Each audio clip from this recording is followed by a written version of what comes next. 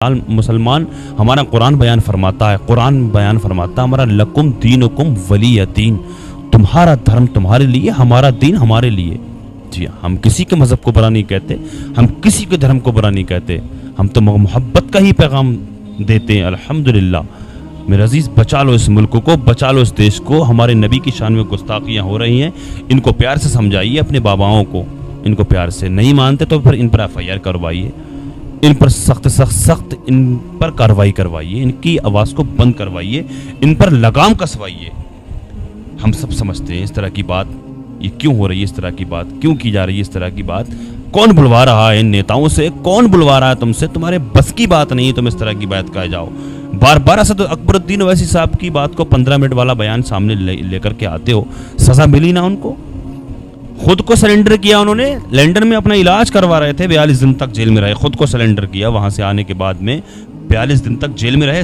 जी हाँ मेरे दोस्तों, जैसे ही इलेक्शन करीब आता है तो अक्सर मुसलमानों को लेकर भड़काऊ बयान क्यों दिया जाता है, आज इस वीडियो में सुनेंगे मारूफ भाई की जुबानी। तो आपसे गुजारिश है दोस्तों, इस वीडियो को एंड तक देखें और मुकम्मल जानकारी लेकर जाए। तो अब आप सबका टाइम न लेते हुए इस वीडियो को शुरू करते हैं दोस्तों। सर्वोच्च न्यायालय ने स्पष्ट कहा है कि सुमोटो केस होना चाहिए।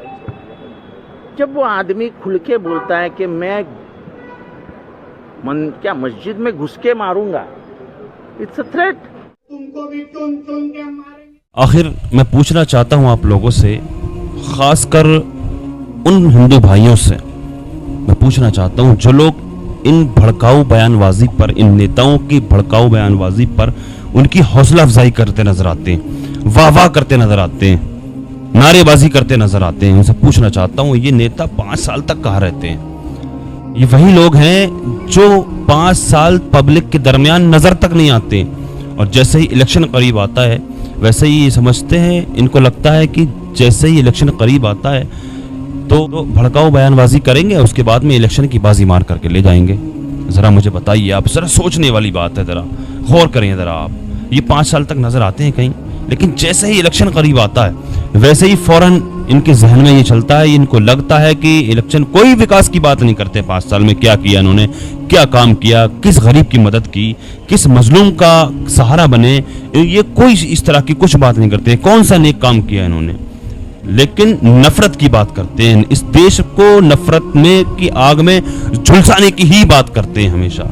मेरे अजीज, ये मुल्क सबका है मेरे अजीज, इस मुल्क को आज़ाद कराने में सब ने कुर्बानियाँ दी हैं, हिंदुओं ने भी कुर्बानियाँ दी हैं, मुसलमानों ने भी कुर्बानियाँ दी हैं, ये मुल्क सबका है मेरे अजीज। मुसलमान बुरा नहीं है मेरे अजीज, इस देश को, इस मुल्क को नफरत की आग में झुलसाने का काम किया जा रहा है, बर्बादी के गहाने पर खड़ा है ये देश।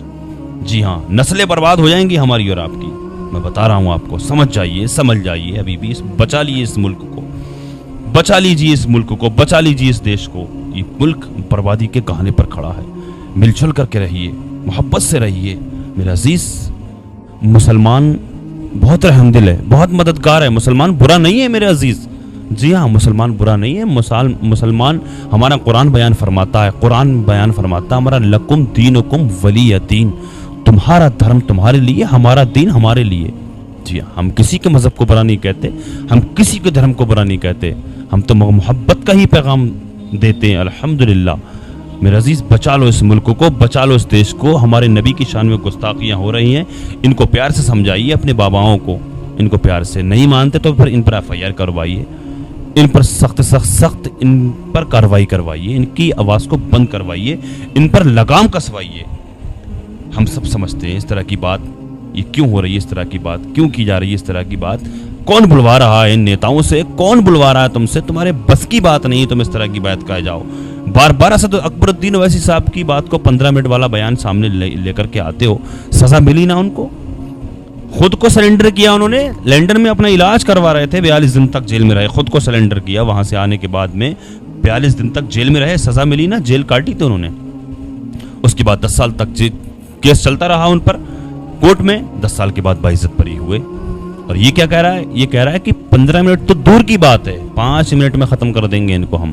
बताइए ना बेटा, ना खून भी नहीं काट पाओगे मुसलमान का, गलत खुशफहमी है आपकी है। कुछ भी नहीं कर सकते। हमें मालूम है, हम अच्छे तरीके से समझते हैं तुम इस तरह की बात बयानबाजी क्यों करते हो, इस पर तरह की बकवास क्यों करते हो, तुमसे कौन बुलवा रहा है, हम अच्छे से जानते हैं। मेरे अजीज, ये सब वाहियात बातें हैं, ये फालतू की बात है। इस तरह से सिर्फ और सिर्फ देश को, इस मुल्क को नफरत की आग में झुलसाया जा सकता है। कुछ नहीं होने वाला। मोहब्बत से रहो, मिलजुल करके रहो, मिलजुल करके कारोबार करो, मोहब्बत से रहो। हिंदू मुस्लिम जिस तरह से पहले रहा करते थे, तभी हम तरक्की करेंगे, तभी हमारा ये मुल्क तरक्की करेगा। हम खूब अच्छे से समझते हैं, खूब समझते हैं तुम इस तरह की बयानबाजी क्यों कर रहे हो, तुमसे कौन बुलवा रहा है, इस तरह की बात तुम क्यों कर रहे हो, इस देश को नफरत की आग में क्यों झुलसा रहे हो तुम। हम अच्छे तरीके से समझते हैं, हमें खूब मालूम है। सिर्फ और सिर्फ अब ये अवाम को, ये जनता को समझने की ज़रूरत है, उन सीधे साधे उन देशवासियों को समझने की ज़रूरत है इस तरह की बयानबाजी क्यों की जाती है। क्या बिगाड़ा मुसलमानों ने आज तक? जो हिंदू खतरे में, हिंदू खतरे में। मैं अवाम से पूछना चाहता हूँ, मैं जनता से पूछना चाहता हूँ, मैं किसी नेता से नहीं पूछना चाहता। नेता करते इसलिए अपने इलेक्शन को जीतने के लिए इस तरह की बात करते हैं। मैं एक आम आदमी से पूछना चाहता हूं, मेरी वीडियो को, मेरी इस बात को हर इंसान सुनता है, हिंदू मुसलमान सब देखते हैं मेरी बात को। मैं आपसे पूछना चाहता हूं, मेरे अजीज, कोई तो हिंदू भाई मेरी बात, इस बात को सुनता होगा। मेरी वीडियो को बहुत हिंदू भाई देखते हैं, प्ले करते हैं, मैं देखता हूं, कमेंट्स भी मेरे पास शो करती हैं। मेरे अजीज, मैं अजीज मेरे भाई करके मैं आपसे पूछना चाहता हूँ, मुझे बताइए ज़रा, आप मुझे बताइए, कब मुसलमानों ने जुल्म किया हिंदुओं पर? कब जुल्म किया? कि इसी सरकार में जुल्म किया मुसलमान, इसी सरकार में हिंदू खतरे में आ गया। इस तरह के नेताओं की भड़काऊ बयानबाजी पर ये जो वाह करते नजर आते हो तुम लोग, ये मुल्क सिर्फ और सिर्फ बर्बादी के कहने पर खड़ा है। इस मुल्क को बचा लो, बचा लो इस मुल्क को। सिर्फ और सिर्फ इस मुल्क को नफरत की आग में झुलसाने की कोशिश की जा रही है। इसलिए हम मुतालबा करते हैं, हम मुतालबा करते हैं और समझदार लोग मुतालबात कर भी रहे हैं। एनसीपी पार्टी के, शरद पवार साहब की पार्टी के एक नेता जितेंद्र बहाड़, जिन्होंने एक बयान दिया है, एक रिपोर्टर के सामने कुछ बातें, चंद बातें कही हैं। मैं चाहता हूं आप सुन करके जाएं, इस वीडियो को देख करके जाएं। अभी मस्जिद से फतवे निकाल रहे, साथ में बैठकर धमकियां दे रहे। कहाँ गए वो 15 मिनट वाले? उनको बता दो हम यहाँ खड़े हैं, इस जगह पर खड़े हैं, आओ यहाँ पर।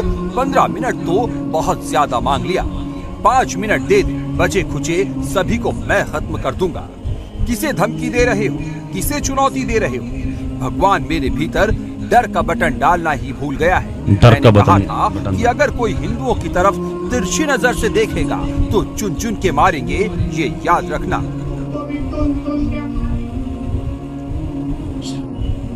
इस पर जितेंद्र बहाड़ क्या बोले हैं, देखिए इस वीडियो को। हेट स्पीच में सर्वोच्च न्यायालय ने स्पष्ट कहा है कि सुमोटो केस होना चाहिए। जब वो आदमी खुल के बोलता है कि मैं क्या मस्जिद में घुस के मारूंगा, इट्स अ थ्रेट।